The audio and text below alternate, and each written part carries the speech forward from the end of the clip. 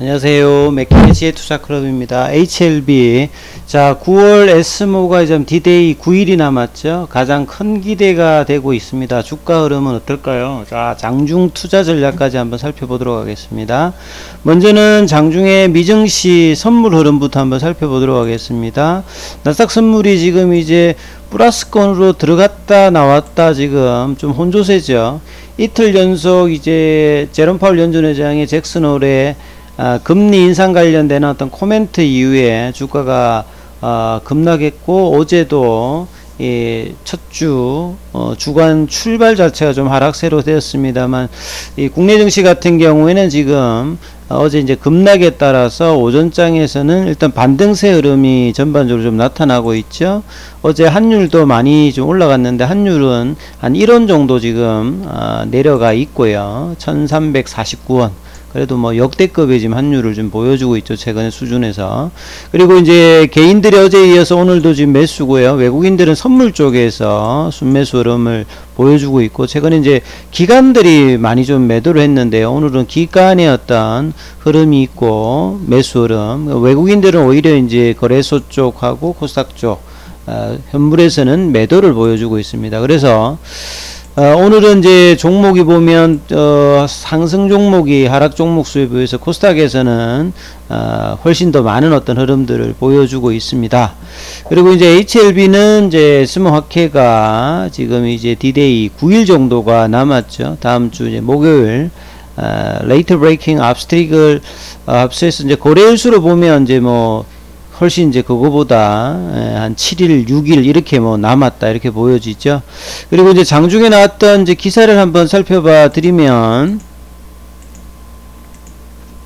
장중에 나왔던 이제 기사를 좀 살펴봐 드리면 지금 에스모 관련되는 뭐 기사가 제일 많지요.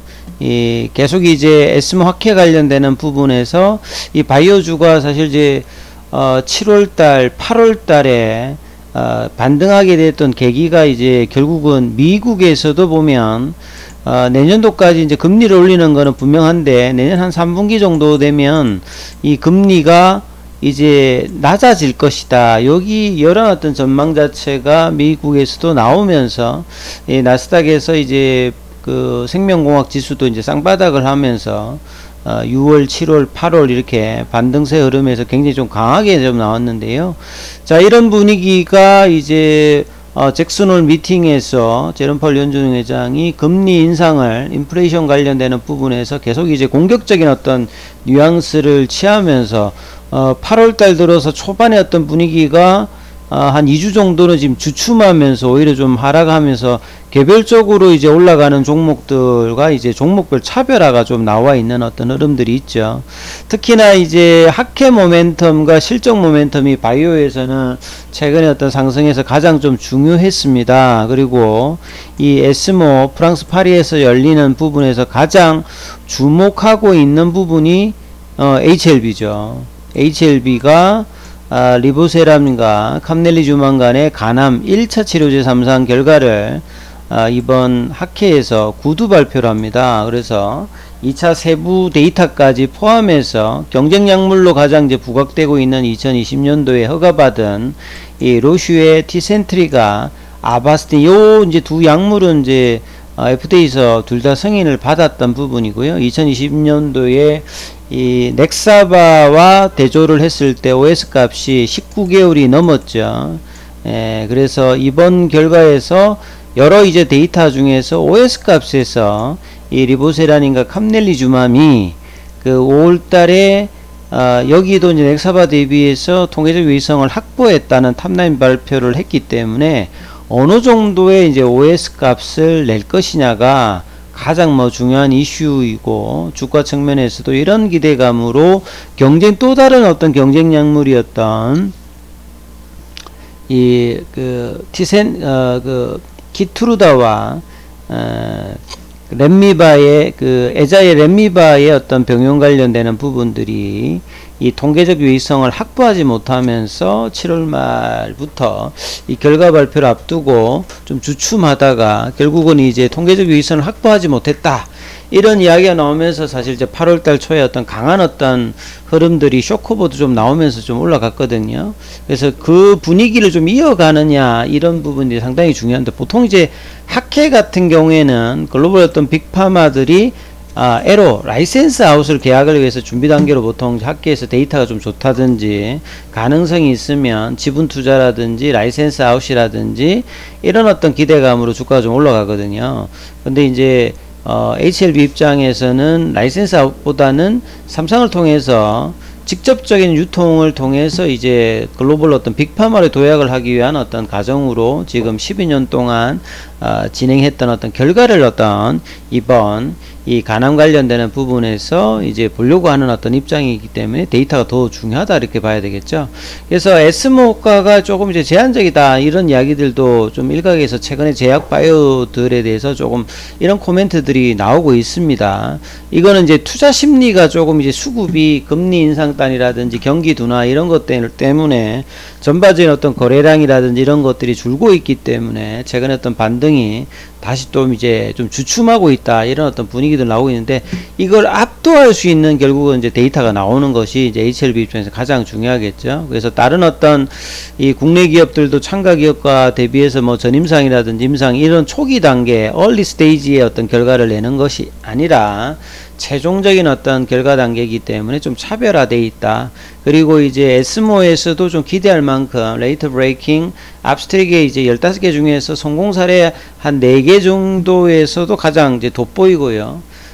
그리고 이제 프라퍼드 페이퍼 세션에서도 항암 관련해서 이제 두 번째로 지금 구두 발표를 하지 않습니까? 한 10분 정도로 하는데, 앞서서 이제 간암 관련되는 부분의 3개가 연속적으로 이 키트루다와 렘미바 관련되는 부분의 발표 이후에 하고, 그 다음에 이제 노바티스와 중국의 이제 바이진사의 어떤 발표가 나오는데, 3개를 비교해 보면 이 데이터 상으로는 뭐 결과는 나와봐야 되겠습니다만 가장 지금 기대가 될 수 있는 어떤 이 플라퍼드 페이퍼 세션에서의 PT와 그리고 이어지는 Q&A 시간에서도 가장 부각을 받는다면 이번 에스모 학회에서 가장 이제 부각받을 수 있는 어떤 지금 데이터 결과를 하고 있기 때문에 이런 부분들이 이제 좀 주가에 어떻게 좀 선반영 돼야 되는데, 이게 유중의 어떤 부분으로 주가가 조금 이제 주춤했다가 지난주에 다시 또 이제 돌려놨는데, 이제 박스권 상단으로 좀 올려놨습니다만 거기서 이제 더 가지 못하고 계속 이제 시장에도 영향을 받아서 이제 이런 어떤 상황이 있기 때문에 이 부분들이 어느 순간에 박스권 돌파를 하느냐, 거래량을 실어서 이 부분이 가장 중요하겠죠. 자, 그런 가운데 이제 HLB 글로벌은 이제 탄소 배출권 시장 진출 이런 소식이 이제 오전장에 좀 나왔죠. 본래 이제 HL 글로벌, 그러니까 과거에 넥스트 사이언스니까 이 과거에 이제 이게 동원이라고 해가지고 이제 뭐 회사 모래라든지 동원이 과거에는 이제 석탄 관련되는 부분을 이 강원도 쪽에 했다 보니까 이 그쪽에서 이제 임야에 그 임야를 보유하고 있던 부분이죠. 그걸 이제 ESG 경영 실천 차원에서 이제 탄소 저감관에서 이 기후 변화 대응을 통해서 수익 창출 방안을 추진해 왔다 이런 부분이죠. 마치 이제 HLB도 이 수소 이제 그 선박 있지 않습니까? 뭐 그런 것들도 ESG 경영 차원에서 해나가고 있는데 이런 부분이 나온다고 해서 주가에는 뭐 크게 영향은 없는데요. 그래서 이런 부분들이 이제 뉴스가 좀 나왔고, 그 다음 어제 나왔던 이제 기사들 중에서 이제 금감원이 최근에 공매도 관련되는 부분에서 외국계 증권사 이제 검사 관련되는 기사가 오늘도 새벽에 좀 많이 이제 미디어 쪽에서 나왔죠. 요 관련해서 보면 그 HLB 쪽은 이제 골드만삭스가 많이 개입돼 있고요. 그 다음에 이제 그 JP모간 쪽은 이제 HLB 생명과학이 많이 돼 있으니까 이 부분에 대해서 이제 공매도 관련되는 부분에서 이제 금융당국이 이 부분에서 이제 조사를 하고 있기 때문에 이 부분의 결과가 우리 개인 투자자들이 가장 이제 궁금해하는 부분들은 불법 공매도 관련되는 부분의 처벌 수위를 좀 올려야 되지 않느냐 이 이야기들을 많이 하고 있는데 상당히 좀 느슨하죠. 단순히 가태료 대상이다 이러는데 외국계 같은 경우에는 이 부당 이익을 하면 뭐 10배 거의 뭐 그 존재를 못하게 할 만큼 이게 처벌 대상이 수위가 높거든요. 그러니까 이 국내 같은 경우에도 이 부당이익의 어떤 이제 가징금을 올려야 되고, 그 다음에 김대중 뭐 세종대 경영학과 교수가 이야기했듯이 그동안 우리나라 금융당국이 사실 이제 개선을 해야 되는데 방치해온 것이 가장 큰 잘못이라는 거죠. 할 수 있는데도 시스템을 저기 불법 공매도 관련되는 부분에서 이 적출하는 부분들을 뭐 못한다는 입장에서 비용 때문에 안 하고 있다든지, 이 처벌 수위가 이 글로벌 기준에서 왜 안 올리고 있는지, 그러니까 이 뭐 해갖고 검출이 되어도 수익을 훨씬 더 많이 낼 수 있으니까 이런 어떤 부분들에 대해서 제도 개선을 많이 좀 해야 되는 부분이니까 불법 무차익 공매도 관련되는 부분에서 고의성에 대해서 판별하는 게 쉽지는 않다. 그러니까 이제 전산화 시스템을 갖추고 걸리게 되면 엄청나게 이 부당이익에 대해서 가징금을 부과한다든지 페널티를 제공하게 되면 이게 이제 기울어진 운동장을 이제 개선하는 거죠. 이 부분들이 반드시 좀 원활하게 이제 제도 개선이 좀 돼야 되겠죠. 차트를 통해서 한번 살펴보면요. HLB는 지금 아침에 좀 갭업이 조금 되었다가 지금 이제 도치형이죠. 이 도치형이라고 하는 것을, 캔들이라고 하는 것은 지금 시가와 고가, 그 몸통, 바디가 좀 작다고 하는 것은 장중의 변동성이 조금 작기 때문에 좋게 말하면 안정성이 있는 거고, 나쁘게 말하면 이제 거래가 유입되지 않아서 이제 플랫형 조정을 가고 있다는 소리잖아요. 그래서 이런 흐름들이 이제 거의 지금 2주째 진행이 되고 있어서, 자, 45,000원 위에 있는 거는 긍정적입니다만 계속 이제 좁은 볼린저 밴드 상에서 갇혀있는, 상단 하단에 갇혀있으면 중간 밴드 수준에서 등락을 하고 있고, 이런 부분들이 이제 거래량으로 봐도 거래량이 그렇게 분출되고 있지 않죠.